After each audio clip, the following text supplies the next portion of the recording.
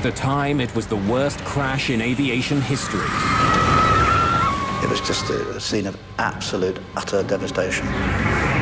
In 1974, more than 300 people died when their plane fell from the sky. There's barely anything left here that's recognizable as being a part of an aircraft. You couldn't walk anywhere without the danger you were going to stand on a part of a human being. The key to understanding the disaster is found thousands of kilometers away. An unusual piece of evidence that tells the troubling story of a crash that could have been prevented. A brand new DC-10 is getting ready for takeoff. Captain Bryce McCormick and co-pilot Paige Whitney have been in the plane for hours. Back there, so when we're in flight, if you can get a chance just to look at that. Detroit is just a stopover on a flight from LA to Buffalo and then to New York. You got there? You ready to try one, Paige? All right, sir.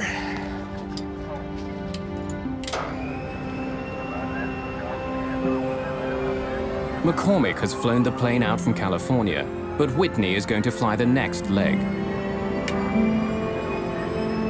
Both men want as much time at the controls as possible. Neither one of them has more than 75 hours flying the DC-10. Few pilots have more. There simply aren't enough of the planes in the air. In 1972, the DC-10 had just been introduced. The plane is the latest advance to passenger jets. Its style and its size set it apart from other airliners. The McDonnell Douglas Corporation has spent more than $1 billion developing it. In the late 60s, there was a race going among the three major manufacturers of jetliners, McDonnell Douglas, Boeing, and Lockheed, to see who could get the first jumbo out. So they got really busy on getting this DC-10 into production as fast as they could. And one of the things that they could not suffer were many delays based on some problem with the design. American Airlines is one of the first companies to buy the plane.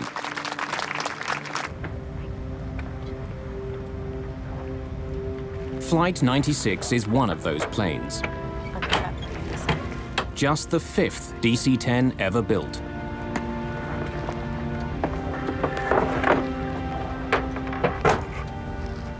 Cydia Smith has just been trained to be the chief flight attendant on the DC-10. I was excited because it was one of the first jumbos that we had. And I was going to have the opportunity to fly number 1, which is what I always wanted to do on a big jet.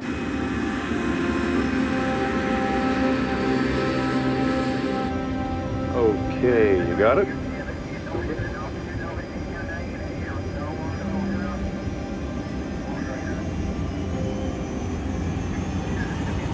Hand on the wheel. I got you.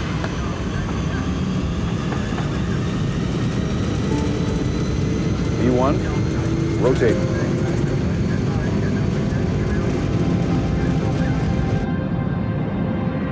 Just after 7 in the evening, Flight 96 lifts off from Detroit Airport.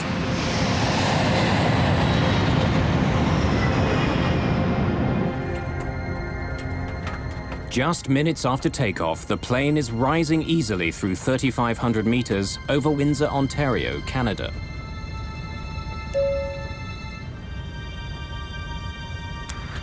I was sitting in my seat, and the captain had turned off the fasten seatbelt sign, and I was making my way to the galley, and I had to go sort of downhill because we were climbing to go to the galley to turn on the coffee.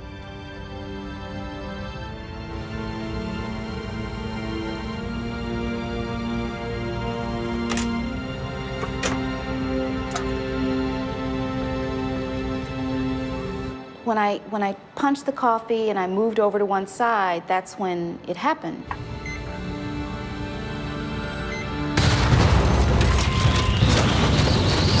I remember falling over because the plane was like this, but all of a sudden it just went like this.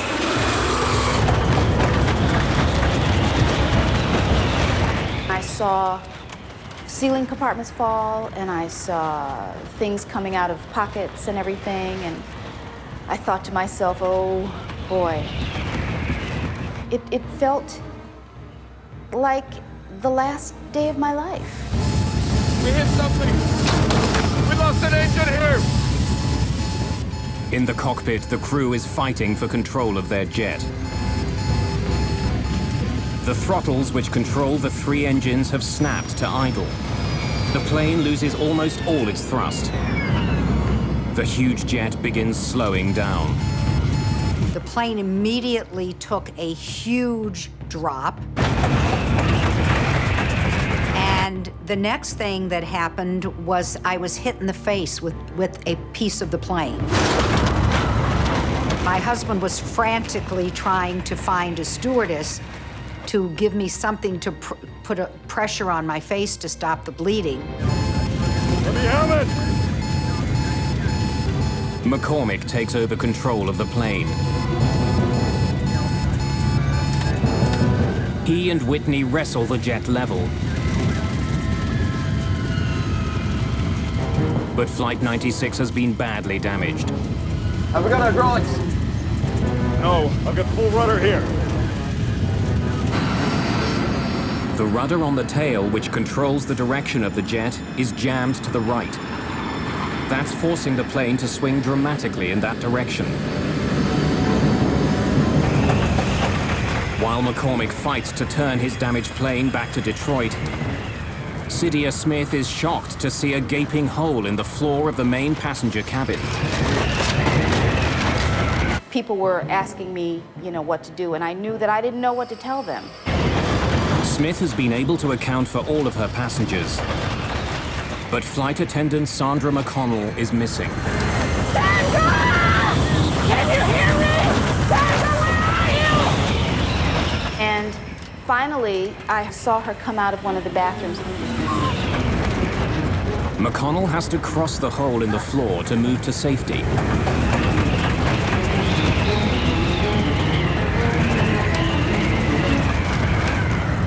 And almost every step she took, the floor kept collapsing.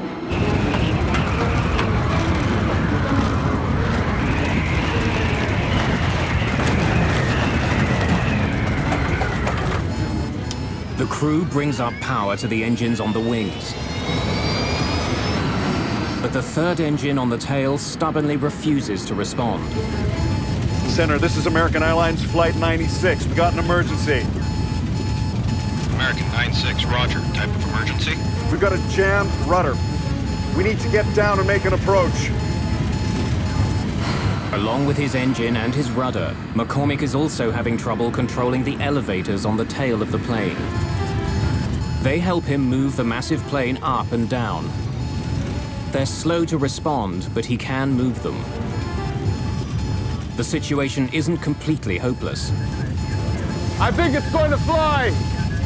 American 96, turn further right, heading 200. Without complete control of the elevators, and with a rudder that's frozen to the right, McCormick has to use his engines to turn the plane. By increasing the thrust on one side of the plane, he can change direction. But it won't be fast. I have no rudder control whatsoever. So our turns are going to have to be very slow and cautious. All of the passengers move as far away from the hole in the back as possible.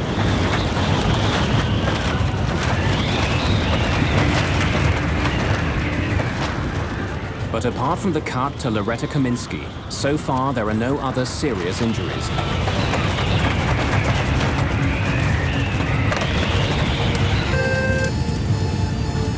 Captain, there's a hole in the back of the plane. A hole? Yes, sir. What do you want us to do? Get everyone ready for an emergency landing.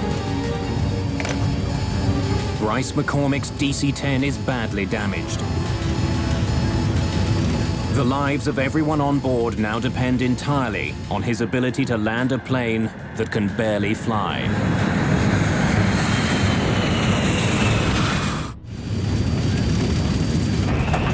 With explosive suddenness, a short flight from Detroit to Buffalo has become the most challenging flight of Captain Bryce McCormick's career. He's down an engine, and he can't move his rudder.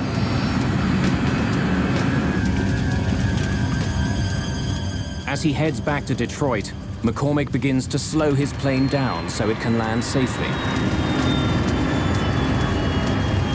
But when he does, his plane begins falling dangerously fast. Ideally, McCormick should be descending at 700 feet a minute. But now he's falling more than twice that fast. 1,600 feet per minute. What's the sink rate? Sink rate, 1,600! At this rate, McCormick will crash well short of the runway.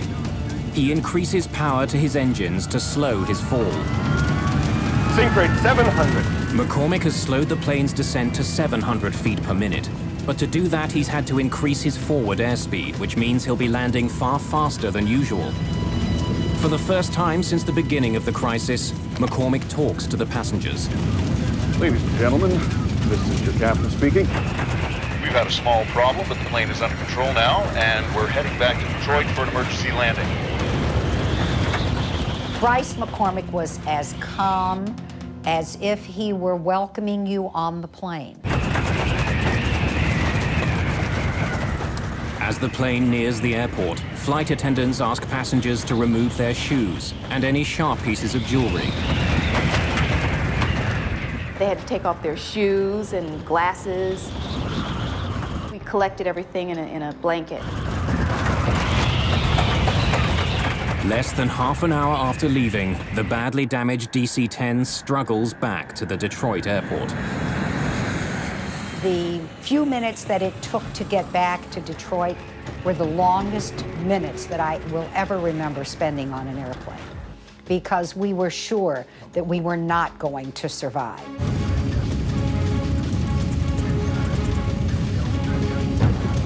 Captain Bryce McCormick now needs to give the jet even more power to push the nose up for landing. His plane is still drifting to the right and traveling fast. I have no rudder to straighten it out when it hits. The DC-10 with 67 people aboard roars toward the runway at almost 300 kilometers an hour.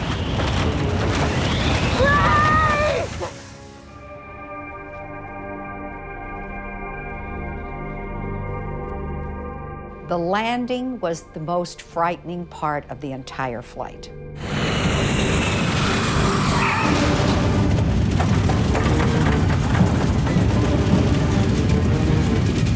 When the plane hits the ground, it begins veering hard to the right. Once the plane landed, it seemed like we just went on forever. I mean, it was just forever. One set of landing gear wheels runs off the runway and through the grass.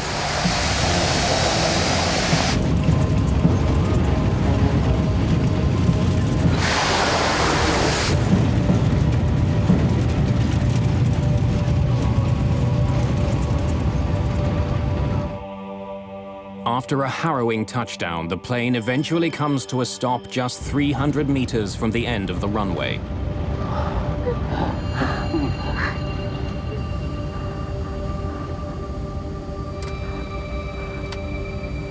Okay. Engines off at your discretion. Shut him down. Every woman wanted to hug him, and he was just amazing, because it was just at that moment that we all realized that we were alive because of him, that he literally had saved our lives. If you take a look at something like this and you say, well, there's good flying and there's bad flying, this is beyond good. This is superlative. This is using every instinct you have as an airman and all the capabilities you have to stay calm enough to get the situation assessed. With the plane on the ground, the crew has its first opportunity to inspect the damage. The captain and I walked back when everybody was off. We walked back to the back, and we just looked up and saw this hole. And it was just so weird. There's no indication that the jet hit something as the pilots first thought. What has caused such damage to the airliner? The hole was so enormous that If anyone had been sitting in the seats that were there, they would have been sucked out immediately.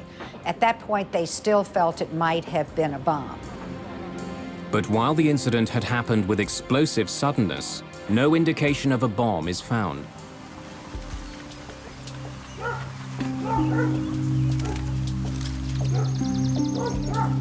As investigators begin their work, they discover that not all of the DC-10 is at the Detroit airport.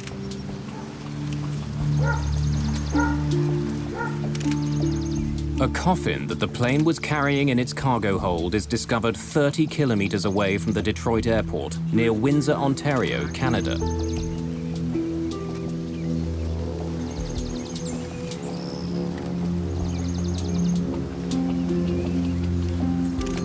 Investigators also find the plane's rear cargo door.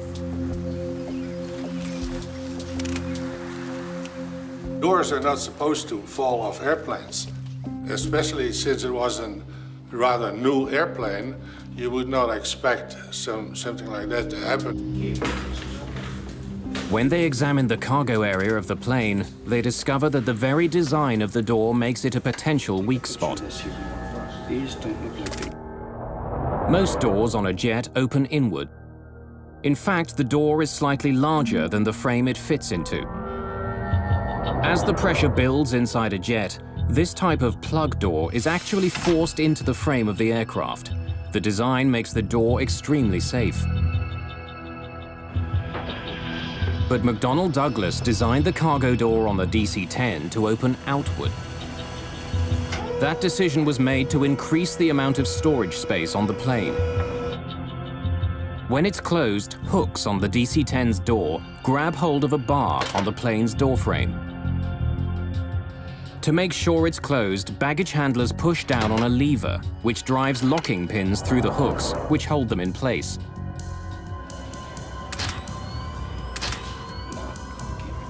When investigators examine the cargo area of the plane, they don't find any structural damage around the door. When they study the locks on the cargo door itself, they find that the latches are not completely closed.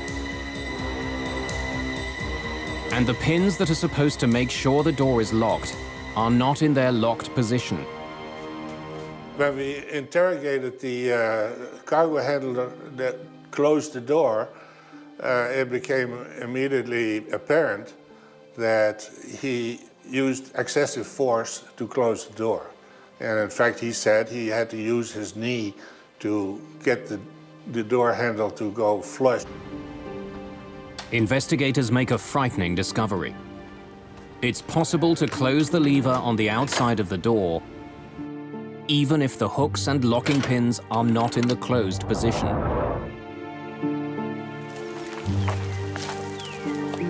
Paul Eddy is a journalist who investigated the history of the DC-10.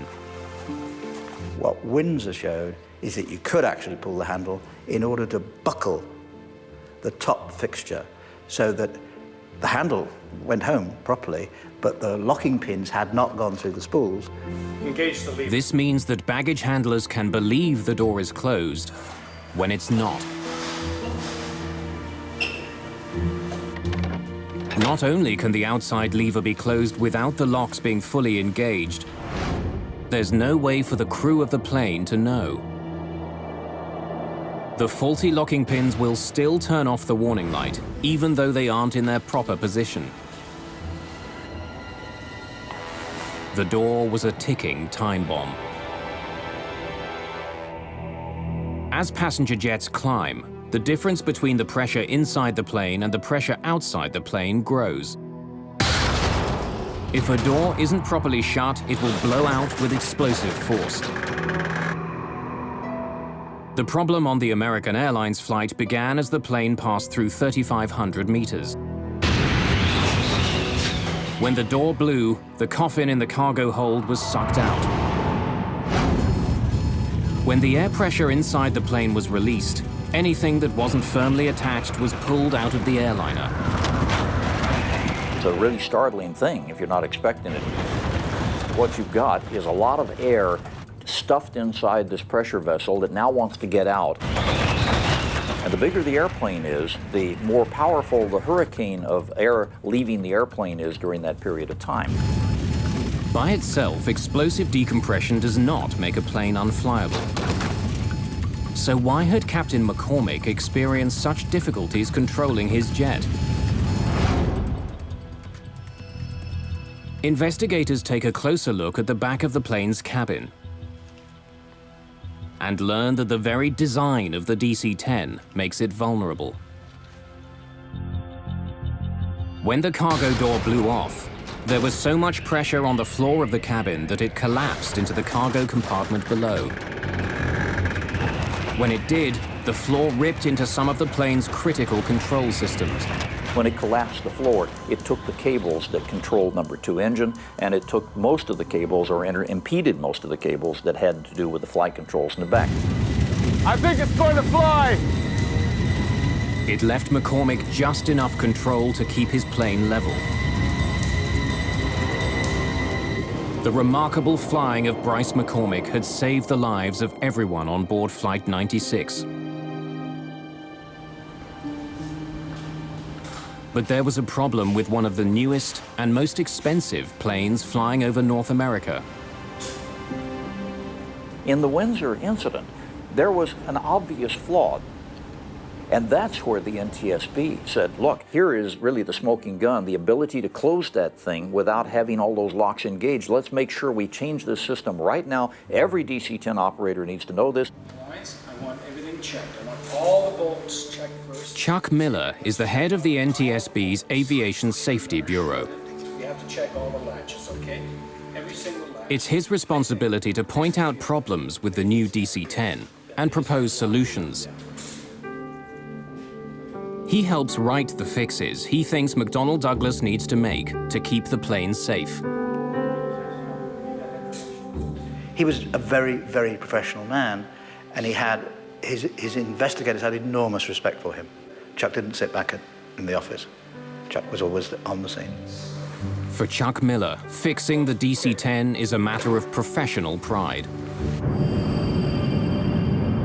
For McDonnell Douglas, the near accident over Windsor has enormous implications.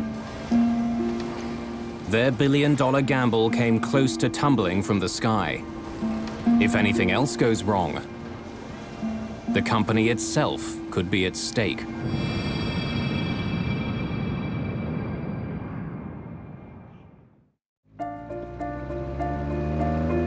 March the 3rd, 1974.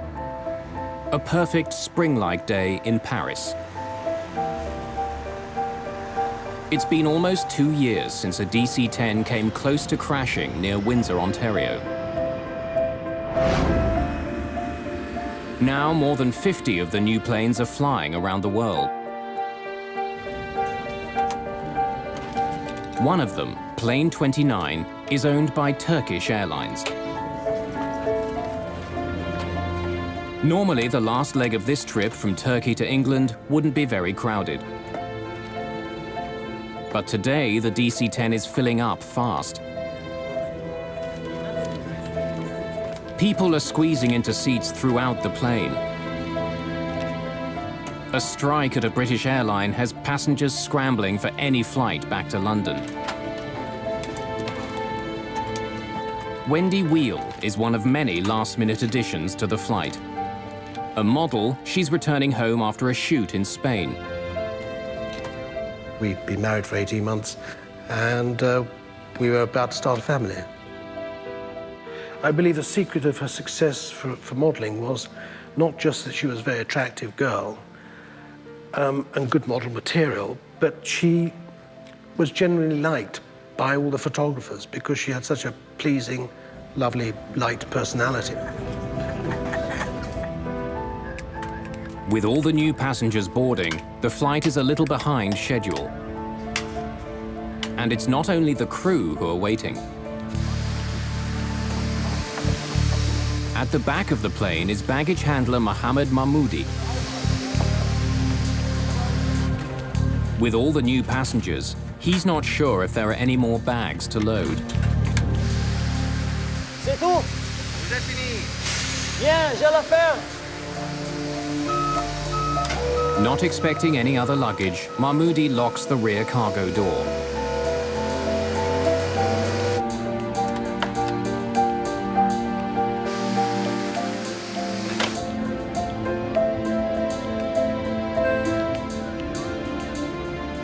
The DC-10 is set to go.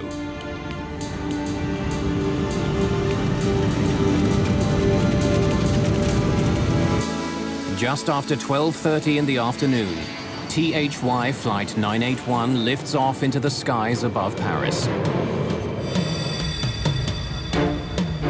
London is less than an hour away. Race control, this is Tango Hotel Yankee 981. We're at 60, requesting clearance to flight level 230. Tango Hotel Yankee 981, you are cleared to flight level 230. 981, roger.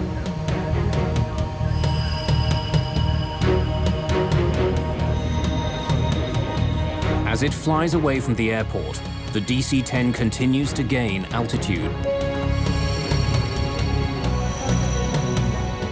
2,700 meters, 3,000 meters, 3,300 meters.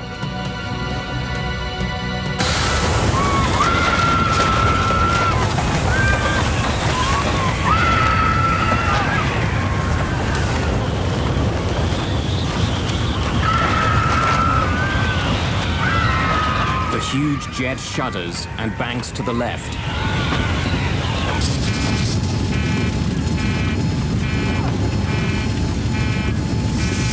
What happened? The cabin blew out! Are you sure? Just 16 seconds after the start of the crisis, the crew struggles to save their crippled jet. The nose is pitching down, the plane picking up speed. Bring it up! Come on, go! I can't bring it up! She doesn't respond! Passengers at the back of the plane witness a horrifying scene. 2 rows of seats have simply disappeared. Through a huge hole in the floor, passengers can see the sky over France. 7,000 feet! Hydraulics! We've lost it! The crew discovers that they have no hydraulic power with which to control the plane. Without it, they can't move their rudder or elevators. Even without its most basic controls, the plane begins to level out. But it's fallen too far. Looks like we're going to hit the ground! Speed! The DC-10 is traveling almost 800 kilometers an hour.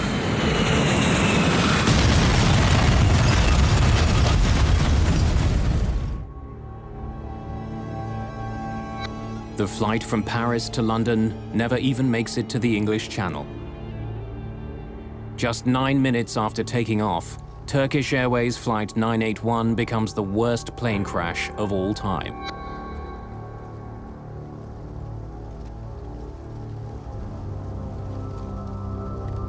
In London, the flight is listed as delayed. The news of the crash comes out slowly. I went to the ticket office, kiosk, and I asked what has happened to the flight, and instantly the look on the gentleman's face behind the counter told me something was wrong, instantly. There's barely anything left here that's recognizable as being a part of an aircraft. I looked on the television and I just thought, well, I just hope she's dead, because I just saw the carnage of the forest in Senlis, and it was like looking at a First World War trench movie. Flight 981, carrying 346 passengers, virtually disintegrates on impact.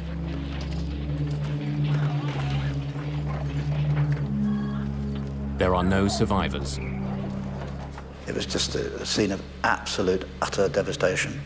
And the litter of personal possessions, electric wires, bits of metal, bits of bodies, just strewn everywhere. I mean, you couldn't walk anywhere without the danger you were going to stand on a part of a human being.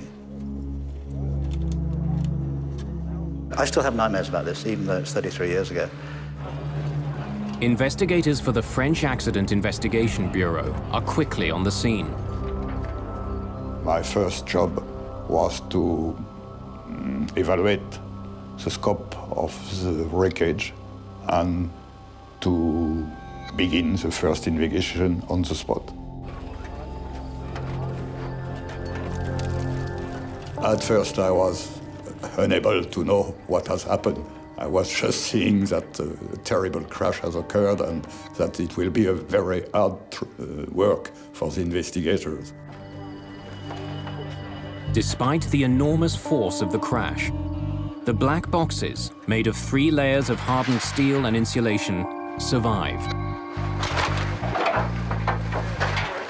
Their contents could provide valuable clues about the crash. Most of the speculation was that it must have been a bomb because, you know, you've got a almost brand new, very powerful aeroplane flying in clear blue sky, and it gets to 12,000 feet and falls out of it. Investigators are called to a field 15 kilometers from the crash site. They find a piece of fuselage and 2 rows of seats from the DC-10. Somehow, they fell free of the airliner before the rest of the plane smashed into the forest. When investigators arrive, the bodies of the passengers who were in the seats have already been removed. When relatives of those who died in the crash arrive in France, they're directed to a small church in the town of Senlis. One of the saddest sights I've ever seen is in this church. They laid out on tables everything they'd found, you know, clothing, possessions, teddy bears, rings, watches. And then relatives who wanted to were allowed to come and walk around these trestle tables with all this stuff laid out.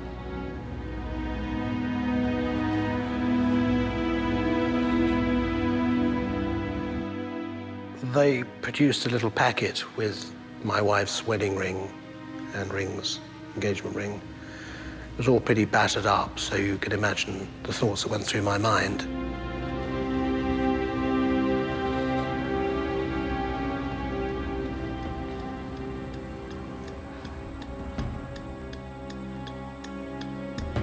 Since the accident involves an American plane, the NTSB's Chuck Miller joins the investigation. For the second time in 2 years, he's dealing with a problem with the DC-10. I don't believe that Miller suspected for one moment that the door hadn't been fixed after Windsor. But it becomes clear that the piece of fuselage found in France is in fact the plane's rear cargo door. It seems like a repeat of the Windsor accident. Miller is left with a haunting question. Why hadn't the problem been fixed? When he saw the door, of course, saw that it hadn't been done. The fix hadn't been made. And that's when I think his anger became very, very strong indeed. Miller takes an unusual step. Although the official investigation is just beginning, he gives journalist Paul Eddy an important tip. I said, have you got any ideas what made the door come off? He said, yeah. Well, if I were you, I'd go and look at a place called Windsor, Ontario.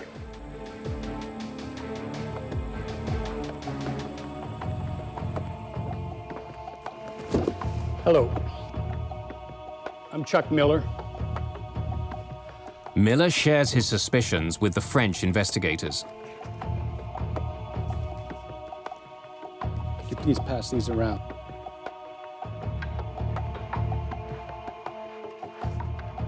These were taken on June 12th, 1972, right after the incident. We have asked for the report on the Windsor accident, and our American colleagues were also volunteers to give us a lot of details. Now, we had an American Airlines flight from Detroit to Buffalo have its cargo door blow off. And he has been very frank and had explained what he was thinking of the Windsor accident. After all the work done during the American Airlines investigation, had something been overlooked? Was there another problem with McDonnell Douglas's enormous plane?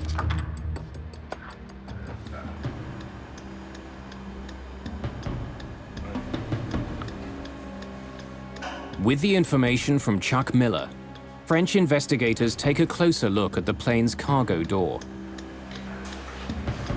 They make a shocking discovery.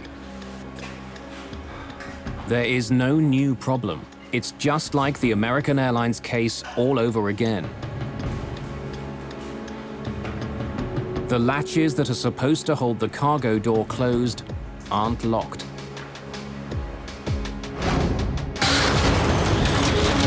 And since 2 rows of seats were sucked out of the DC-10 over Paris, it's clear that the floor on the plane collapsed, just as it had in Windsor.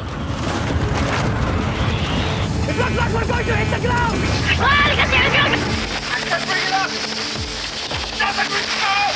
In fact, when investigators listen to the cockpit voice recorder,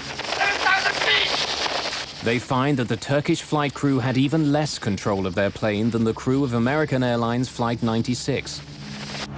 We need to get down and make an approach. I think it's going to fly! Over Windsor, Bryce McCormick was able to recover his plane and land it. But in Paris, all the hydraulic systems were destroyed. We've lost it! The hydraulic fluid helps crews move the rudder and elevators on the tail. Not being able to control them meant the crew couldn't keep their plane in the sky. The basic problem was the Paris flight was much heavier in terms of the number of people on board. The floor, when it collapsed with such a tremendous amount of pressure that it literally severed all the cables and control to the back. They had no hope after that point. You and each of you solemnly swear that the testimony you're about Shortly after the crash of Turkish Airlines Flight 981, Chuck Miller is back in the United States. Our first witness this morning is Mr. C.O. Miller, Director of the Bureau of Aviation Safety of the NTSB. This time, he's facing questions from American senators. A potentially catastrophic design defect. A special hearing begins to find out how a problem that was identified in 1972 could bring another plane down 2 years later. Of course, our understanding up to this time, they all had been. What you've got to now discover is why wasn't that door fixed? Why would a major, venerable, mighty American corporation deliberately do something like this?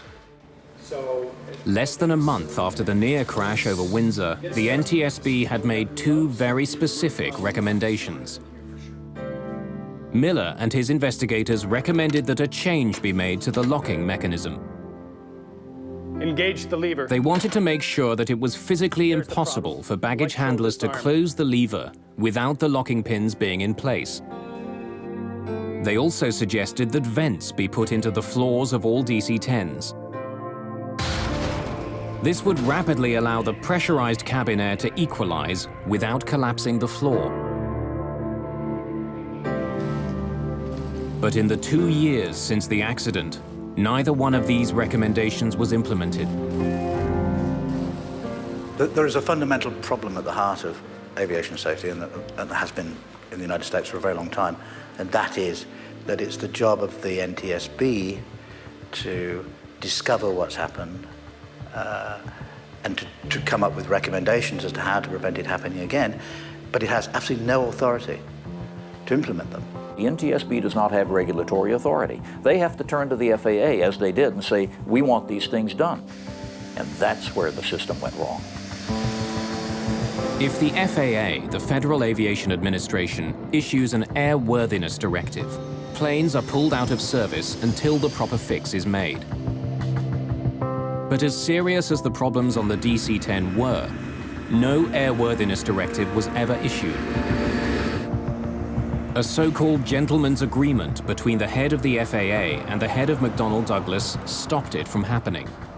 The gentleman's agreement is the root cause of Paris. There is no question that if an airworthiness directive had been issued, as it should have been after Windsor, Paris would not have happened. It was an entirely avoidable accident. McDonnell Douglas assured the FAA that it would fix the problem voluntarily. An airworthiness directive would cast a shadow on the still fledgling DC-10. The last thing in the world you want is for the public or any of the airlines who are going to be operating these airplanes to think, oh, maybe there's some flaws in this bird. And so an airworthiness directive, especially one that requires you to go back and re-engineer something, is a really horrific thought for a manufacturer. McDonnell Douglas did make changes to the way the cargo door was built. A peephole was cut in the bottom of the door so baggage handlers could see if the locking pins had engaged. Several warning signs were also attached to the plane's door. The company also made other changes to the DC-10. These included increasing the length of the locking pins and attaching a plate to the inside of the door. This plate would make it physically impossible to push down the lever if the door wasn't properly locked. But each of the proposed fixes had its own problem. Many baggage handlers didn't know what the small window in the door was for. And the baggage handler in Paris read and spoke 3 languages, but not English, the only language in which the warning signs were written.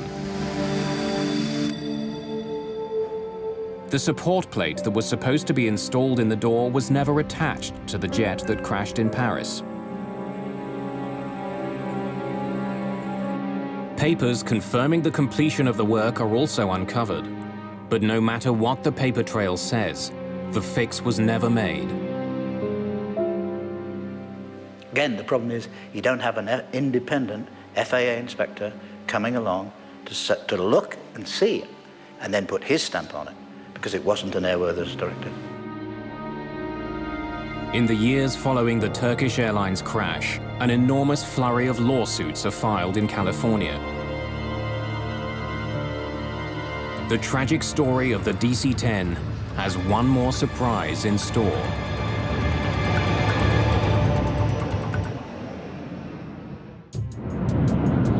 It's 1974, and an unprecedented series of lawsuits are being filed against McDonnell Douglas.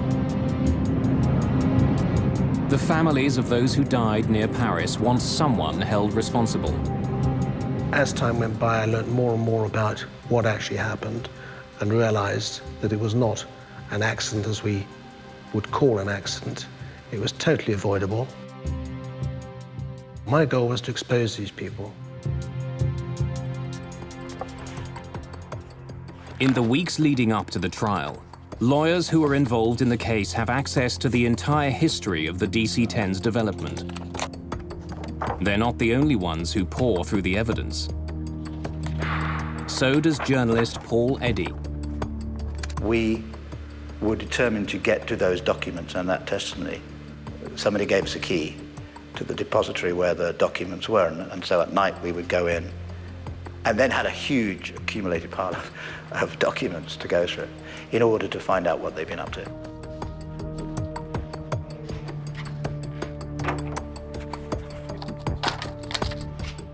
Reading through the immense pile of paper, Eddy makes an incredible discovery. A memo written by Don Applegate, the director of product engineering for Convair, the company who'd built the cargo door for McDonnell Douglas.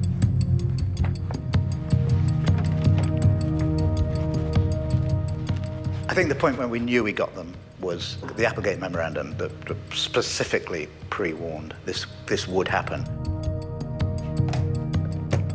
The memo is a damning indictment of the cargo doors that were being made for the DC-10 and the lack of venting in the cabin floors. It warns that it's only a matter of time before there's a major disaster involving the doors.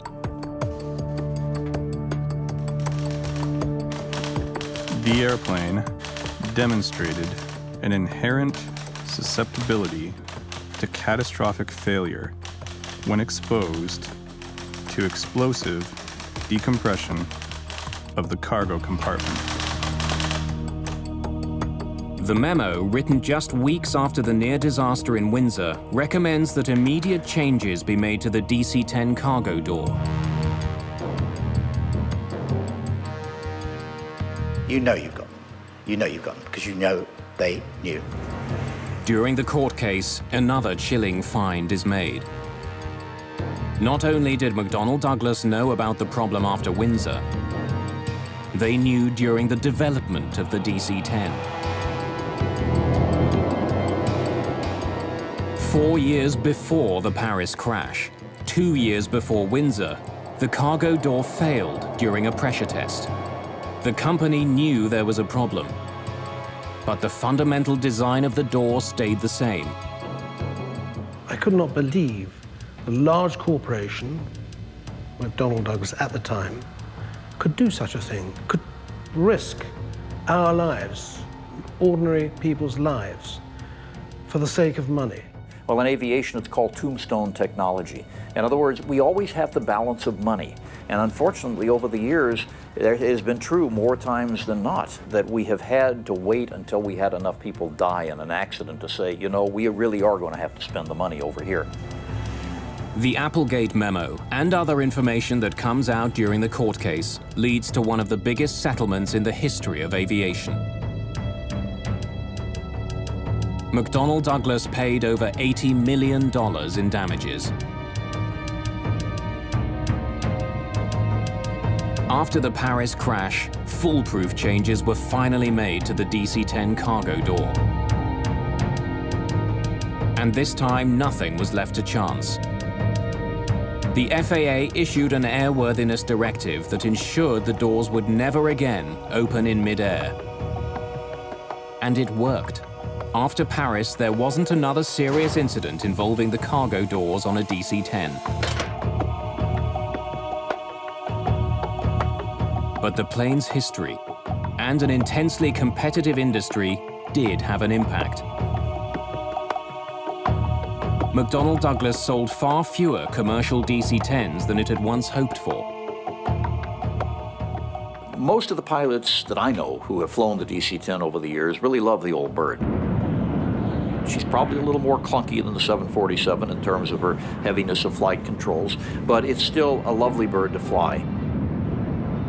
That's fine, but you can't disassociate either the airplane or the company from the awful reputation that the crash left. Eventually, McDonnell Douglas itself disappears. The company was bought by Boeing in 1996.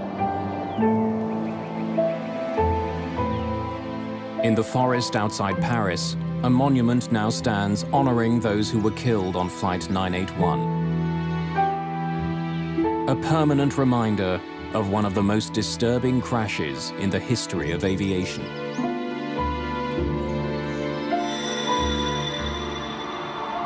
You never forget. And I've gone on to lead my life for 30-odd years, but I've never forgotten.